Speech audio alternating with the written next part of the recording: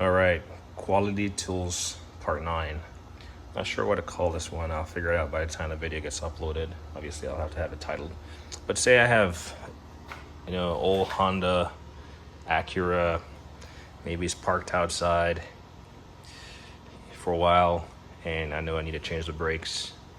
I'm gonna change the rotors in the process. Well, I have the wheel off, of course. Well, the rotor is stuck on there. I removed the brake pads, all the hardware pieces, but I removed the bracket, the brake bracket there, all that assembly, and my rotor, I can't just get it off. You might say, well, the little retaining screw is in there. Well, we've already removed the retaining screw, right? Some people don't even put it back on the car. To each their own. So the rotor is just stuck on there. How do you go about it? Mind you, this video is specific to Honda. That's what I own. I'm not sure what else is out there that this might help, but what I'm getting at is a stuck rotor. How do you remove a stuck rotor?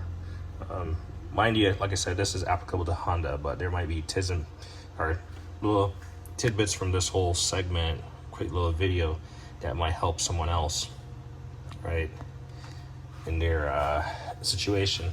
So most people, and I'm gonna poke some fun right here, some people are gonna enjoy it, some people won't, and that's fine. So how do you remove a stuck rotor? Well, depends, right? Am I gonna reuse it? Or am I not gonna reuse it? Am I just changing it out?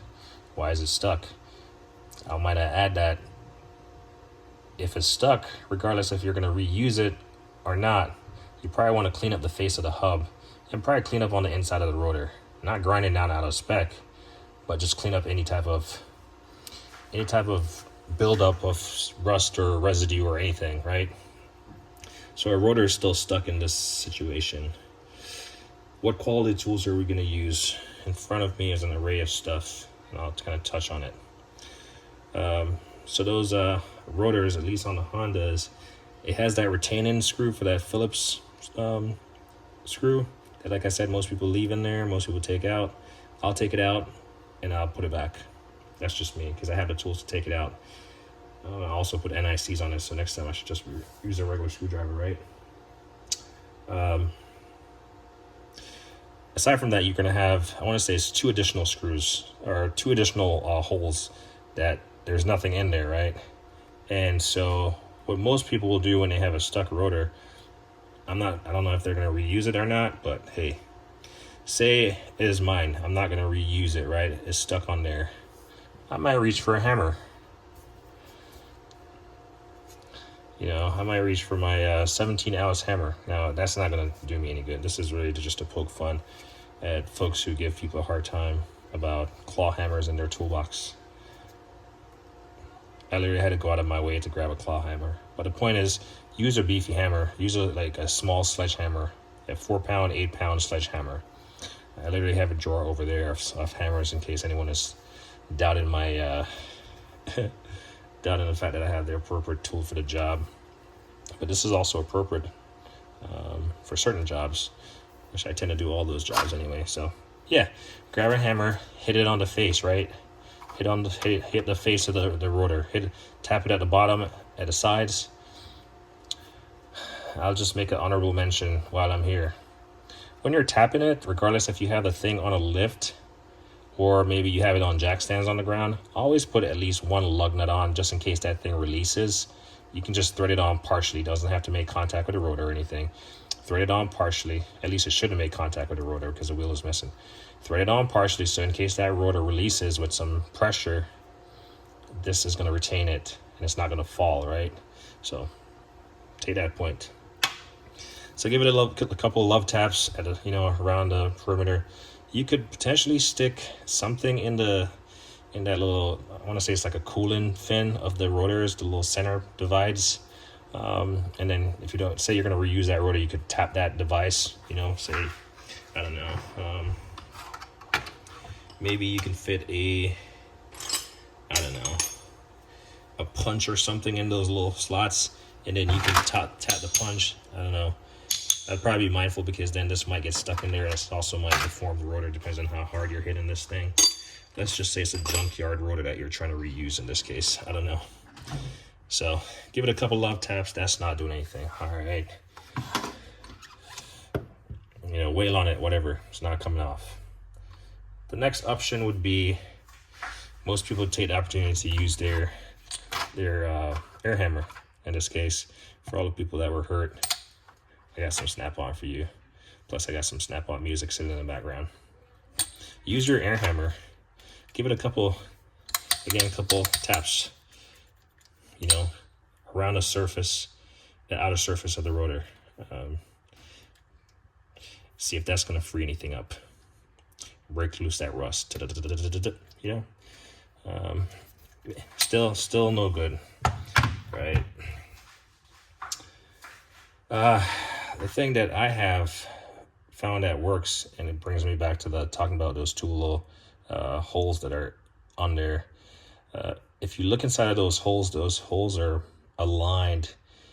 Well, if you put your rotors on correctly with the retaining screw, in this case, like I said, Honda, the retaining screw over the retaining hole and put a screw in there, the remaining two holes are just going to be, if you look, you can't see beyond, you know, I don't know how far in, because they're going to be facing the hub, or the hub, the face of the hub, facing the hub. You get what I'm saying? So I'm not sure who sells these. I was going to make this video earlier, but I'm glad I didn't. But someone sells these, and they're the perfect fit for that thread pitch. And I'll tell you what sizes they are shortly. But these have a little hand crank on it. I doubt if it's stuck on there, you're going to be able to crank using your hand to get it off. Additionally, they build this hex on there. So you got two, meaning, like I said, per rotor, you're going to have two sides. That means as you crank on one, you want to crank on the bottom so you have even pressure, right? And that's where having your lug nut on the stud is going to prevent that stuff from exploding and coming off in your face or falling on your feet. So you apply equal pressure. This one, this one, this one, this one, this one, this one, right? Until that stuff starts breaking loose, right? Like I said, chances are if it's stuck on there, even a slight bit, you're not going to be able to crank it using your hand. They have this hex right here. I found out using my fancy SK. It's a 10 mil. We'll just put one down. You're not going to have a lot of leverage on this, but you might not need a lot. I mean, this is a lot of force that you can get on this using this small 10 millimeter. Who knows? You might use a wrench extender. I don't know. Or maybe you can find your longest 10 millimeter. Kind of crank on it. And like I said, each rotor has two, so you're cranking on these independently, you know, giving them equal pressure until it pops off, right? And like I said, the face of this bolt is pressing on the rotor head, or not the rotor, the face of the hub. So this is making contact with the face of the hub, pushing on a solid surface. So you shouldn't be, you know, pushing on a backing plate or anything. It's making contact with a solid metal piece. And when that hub pops off, you'll see the indentation that you leave in there. So you don't want to buy these fancy tools, which I'm not sure who makes them. I want to say like CTA, but there's no branding on it. There's nothing, absolutely nothing on here.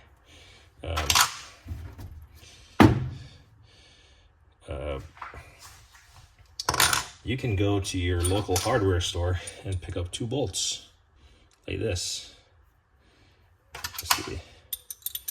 This is not 10 millimeter. What size is this?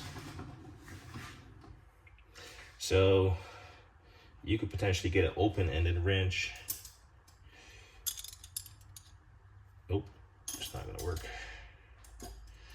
You could get an open-ended wrench, and man, I think I'll know by now, but I've actually never put a wrench on this bad boy. All right, this is saying it's a 13 mil. So you could put a 13 mil on them and crank them independently. You know, you get the idea. It's 13 mil. So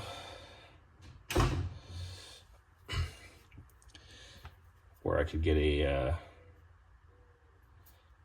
a 13 mil. Should have just looked at this. Here we go, 13 mil, trying to get the light. I only have one little light bar up here.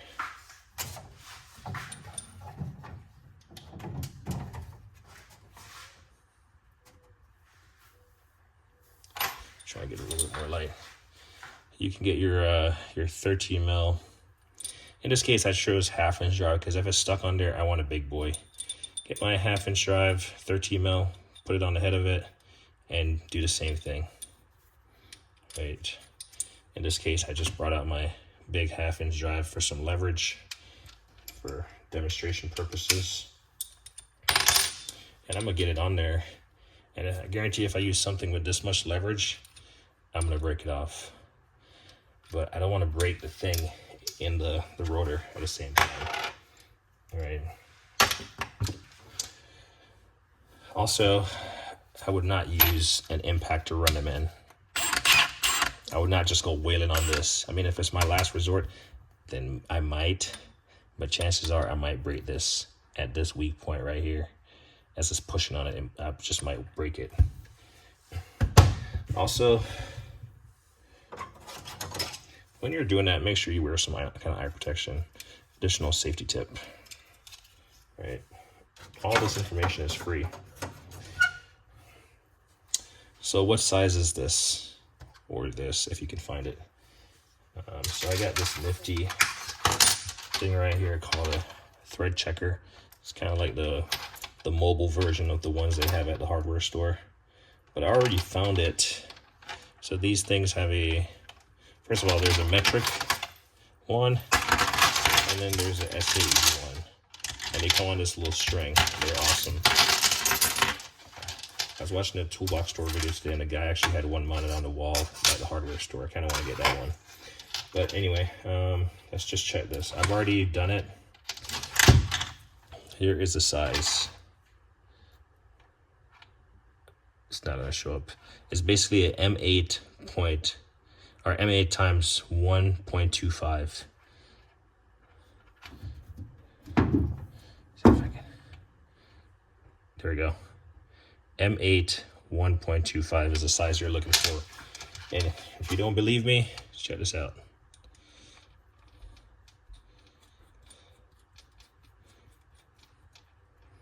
It has no play except me wobbling.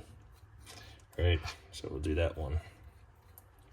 So if you're working on Hondas or Acuras, I highly recommend this, or maybe the car that you work on the most frequently or that you have at home. See, this is the same thing. Threads in there without issue. Boom.